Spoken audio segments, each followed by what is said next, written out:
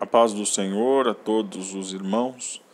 Hoje nós vamos fazer um panorama bíblico do livro de Neemias.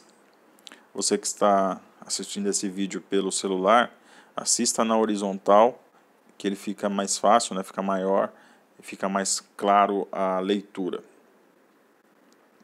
Bom, informações básicas: o autor ou os autores são Neemias e Esdras.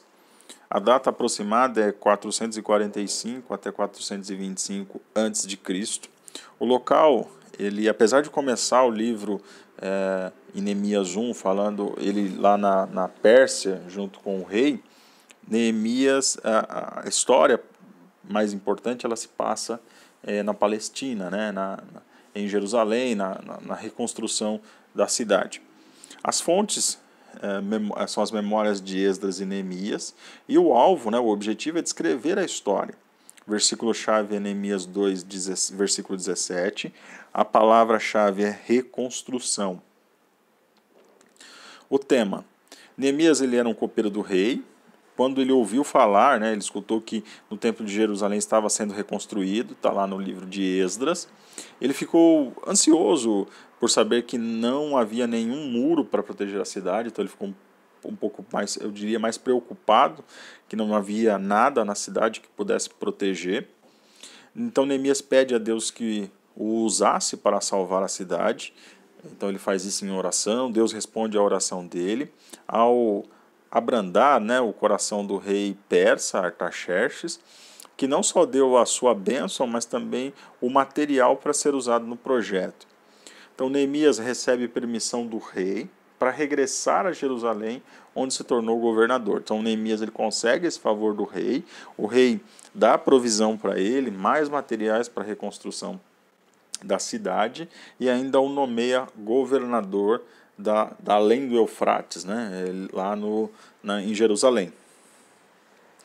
As principais personagens, Deus, é claro, Neemias, Sambalate, Tobias, Gesem e Esdras. O esboço, então, no capítulo 1, notícias sobre as ruínas de Jerusalém. Então Neemias fica sabendo de como está a cidade.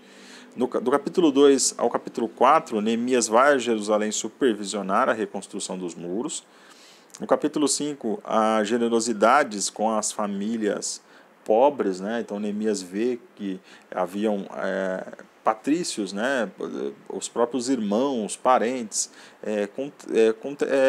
patrícios mesmo, uns escravizando os outros. Então há uma grande comoção para que não haja mais esse tipo de problema.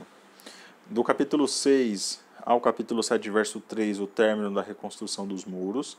Do capítulo 7 até a maior parte do capítulo 7, uma lista dos exilados retorna a Jerusalém. Do capítulo 8 ao capítulo 10, o povo confessa os seus pecados e promete ser fiel a Deus.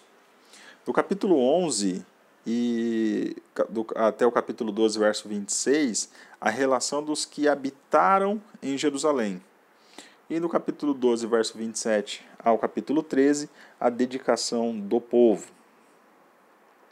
Os destaques do livro: o conteúdo é a reconstrução e as reformas em Judá, em Jerusalém, pós-exílio. A ênfase do livro é a reconstrução apesar da oposição, então houve muita oposição. Os muros de Jerusalém, eles mostram também essa reconstrução dos muros, a ênfase está também nessa reconstrução. A preocupação quanto à renovação da aliança e a reforma. Então Neemias também se preocupava também com a questão espiritual, mas o foco dele foi na reconstrução, eu diria, política, Tudo baseado na lei também. A gente vai ver que Neemias também começa a cumprir a lei ali com o povo, incentivar o povo a cumprir a lei. Se a gente pensar em Neemias em uma sentença, então, usando a posição social e habilidades de liderança. Neemias era um exímio líder, Neemias conduziu o povo na reconstrução dos muros de Jerusalém e, com a ajuda de Esdras, ele promoveu o reavivamento espiritual. Então foi um trabalho conjunto.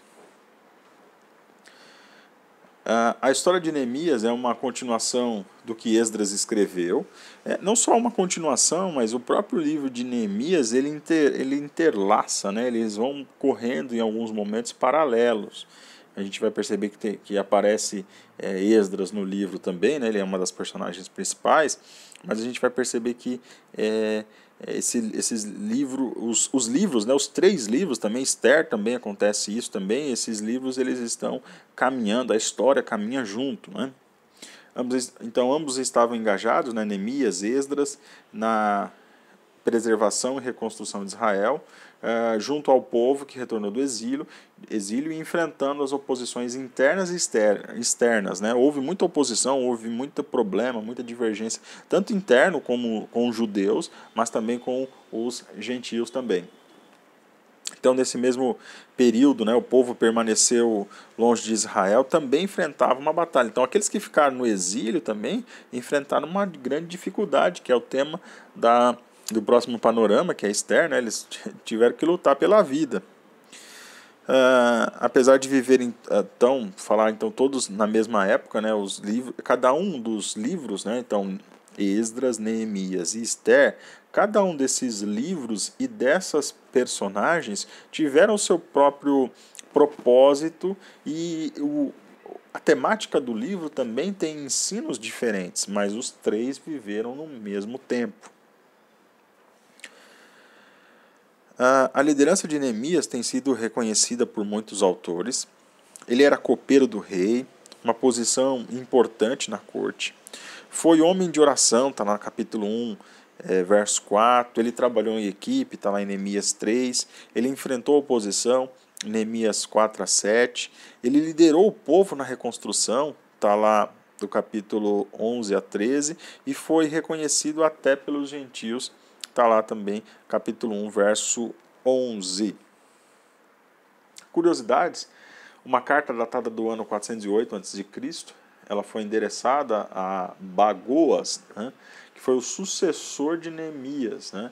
Ele foi o sucessor de Neemias, então ele confirma o mandato de Neemias como governador de Judá entre os anos 445 e 408. Então, esta carta é um registro histórico. Doutrinas. A primeira, né, doutrina que é importante que nós vemos aqui no livro de Neemias é a oração. O nome Neemias significa Jeová consola. Então, esse homem, ele buscou o consolo do Senhor, depois encorajou o povo a confiar em Deus para reconstruir os muros da cidade. Então, primeiro ele orou, foi encorajado por Deus através da oração, e com a sua coragem e liderança, ele também encoraja o povo a reconstruir os muros da cidade. O capítulo 1 ensina como a oração é importante na vida daquele que serve ao Senhor. Tá? Então fica também aí a dica. Neemias investiu o tempo de oração, né? O tempo em oração, está lá no Neemias capítulo 1, verso 4. Reconheceu o amor e a misericórdia de Deus, está lá no capítulo 1, verso 5. Fez uma petição identificando-se com o povo. Neemias capítulo 1, verso 6. Então a gente vê aqui que Neemias não era aquele que soberbo, mas ele se identificou com seus próprios patrícios, seus pais que erraram também. Ele confessou seus pecados, Neemias capítulo 1, verso 7. Orou a palavra de Deus, Neemias capítulo 1, verso 8 e 9.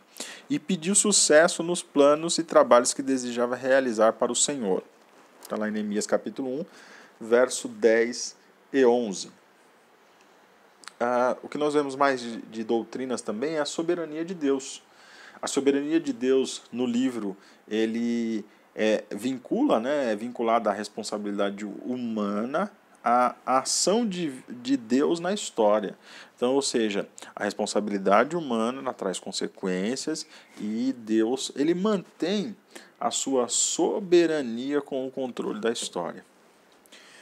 E aí, por mais que as profecias estivessem sendo cumpridas por meio de Zorobabel, Josué, né, o sumo sacerdote Josué, Esdras, Neemias e também Esther e tantos outros, era necessário que essas pessoas escolhidas colocassem as suas habilidades em prática. Então, mesmo que a profecia estivesse sendo cumprida, o retorno do exílio, mesmo assim, essas personagens deveriam colocar em prática suas habilidades.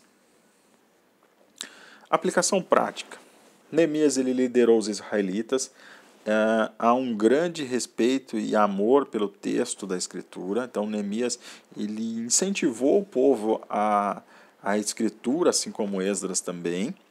Neemias, ele, por causa do seu amor por Deus e o seu desejo de ver Deus honrado e glorificado, conduziu os israelitas à fé e obediência que o Senhor havia desejado para eles por tanto tempo. Então, Neemias, mais uma vez, enfatizando a sua liderança. Então, uma aplicação, né, apesar de a gente não fazer a aplicação aqui, se quisermos ter a mesma experiência do renascimento espiritual que os israelitas tiveram, devemos começar a obedecer a palavra de Deus. Ou seja, o segredo do sucesso é a obediência à palavra de Deus. Cada um de nós deve ter compaixão genuína por outras pessoas. Isso é extremamente importante, né? O amor sacrificial, né? A empatia, né? Está muito na moda esse tempo. Então nós devemos sentir, né, compaixão, ter essa empatia com as pessoas que estão sofrendo com dor espiritual ou dor física ou ambas. E sentir compaixão, no entanto, não fazer nada para ajudar não tem fundamento bíblico. Ou seja, não é só ter empatia ou ter compaixão, mas também ter ação, né? Também fazer alguma coisa para melhorar isso. Às vezes pode ser necessário abrir mão do nosso próprio conforto a fim de ministrar corretamente aos outros. Foi o que aconteceu com Neemias, né? Ele era copeiro do rei, ele estava numa posição de destaque muito boa, mas ele abriu mão de tudo isso para ajudar os seus patrícios. Temos que acreditar totalmente em uma causa antes de darmos o nosso tempo, dinheiro, com o coração correto. Ou seja, se a gente acredita numa causa, antes de a gente sair fazendo as coisas, primeiro a gente precisa acreditar. Essa é a importância, né? Então, acreditar em uma causa, acreditar em uma ação, antes de fazer qualquer coisa é necessário crer, né? Então é até um sinônimo de fé. Quantas pessoas que não acreditam num determinado projeto e ficam tentando, né? É claro que elas não vão dar nem o melhor e, consequentemente, o projeto também não vai dar certo. Quando permitimos que Deus ministre através de nós, até os incrédulos saberão que a obra é de Deus. Então, quando a gente deixa Deus fazer a obra, né? Quando a gente deixa Deus fazer as coisas, a gente só deixa Deus fazer, que já é muita coisa, nós vamos perceber que os incrédulos saberão que a obra é de Deus, não é?